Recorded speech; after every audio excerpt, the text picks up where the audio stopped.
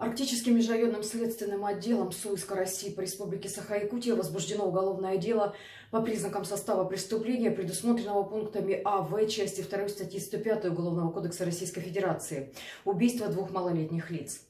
Следствием установлено, что утром 19 апреля текущего года 26-летний житель одного из сел Булунского района республики нанес ножевые ранения своим сыновьям 1 и 2 лет, после чего совершил попытку суицида.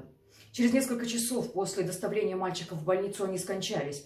Отец детей в тяжелом состоянии санитарным рейсом доставлен в поселок Тикси для проведения оперативного лечения. Убийство произошло в отсутствии матери мальчиков, которая находится на стационарном лечении в городе Якутске после медицинской операции. На место происшествия на воздушном транспорте организован вылет следственно-оперативной группы в составе руководителя и старшего следователя Арктического межрайонного следственного отдела, а также медицинских работников. В настоящее время проводится осмотр места происшествия. Продолжаются следственные действия, направленные на установление всех обстоятельств произошедшего, а также сбор и закрепление доказательственной базы. Осуществляются осмотры, назначен ряд экспертных исследований. Следователи отмечают, что семья состояла на учете как находящаяся в социально опасном положении.